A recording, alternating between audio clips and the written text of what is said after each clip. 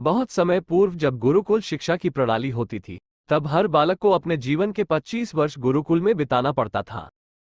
उस समय एक प्रचंड पंडित राधे गुप्त हुआ करते थे, जिनका गुरुकुल बहुत प्रसिद्ध था, जहां दूर दूर के राज्य के शिष्य शिक्षा प्राप्त करने आया करते थे। बात उन दिनों की है जब राधे गुप्त की उम्र ढलने लगी थी और उसकी पत्नी का देहांत हो चुका था। घर में विवाह योग्य एक कन्या थी। राधे गुप्त को हर समय उसकी चिंता सताती रहती थी। वह उसका विवाह एक योग्य व्यक्ति से करना चाहते थे, जिसके पास संपत्ति भले ना हो पर वह कर्मठ हो, जो किन्हीं भी परिस्थिति में उसकी बेटी को खुश रखे और उचित समय पर उचित निर्णय ले सके।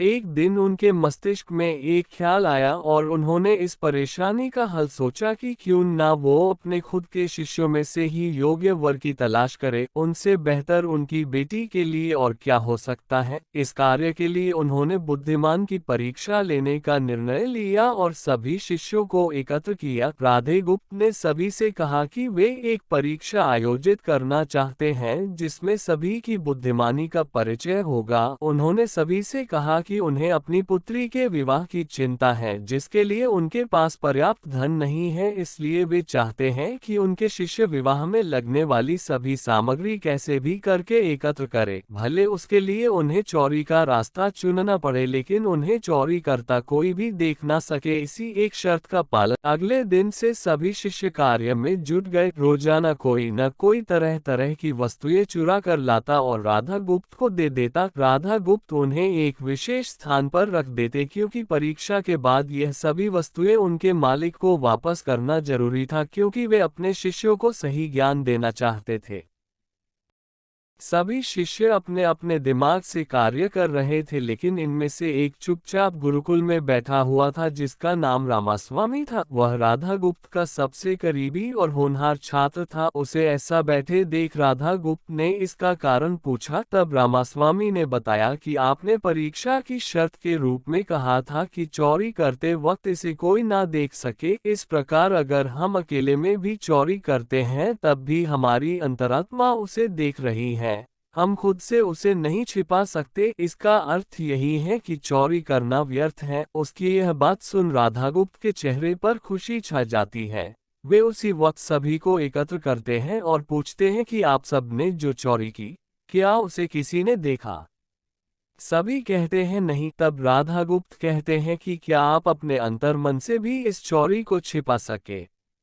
सभी को बात समझ आ जाती है और सबका सिर नीचे झुक जाता है, सिवाय रामास्वामी के। राधागुप्त रामास्वामी को बुद्धिमानी की परीक्षा में अव्वल पाते हैं और सभी के सामने कहते हैं कि यह परीक्षा मेरी पुत्री के लिए उचित वर तलाशने के लिए रखी गई थी। इस प्रकार मैं रामास्वामी का विवाह अपनी पुत्री के साथ तय करता हूँ। सभी खुशी से झूम उठते हैं, साथ ही चुराई हुई हर एक वस्तु को उसके मालिक को सौंप विनम्रता से सभी से क्षमा मांगते हैं।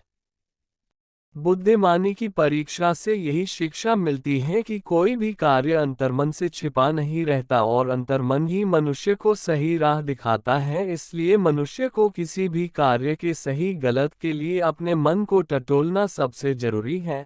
आज मनुष्य ने अंतरात्मा की आवाज सुनना बंद कर दिया है, इसलिए ही वो गलत रास्ते पर जा रहा है। हमारी अंतरात्मा कभी हमें गलत राह नहीं दिखाती। यह जरूर है कि मन की आवाज हमें वो करने की सलाह देती है जिसे दिमाग कभी स्वीकार नहीं करता, क्योंकि दिमाग सदैव स्वहित में कार्य करता है और मन हमें सही और गलत का परिचय करवाता है।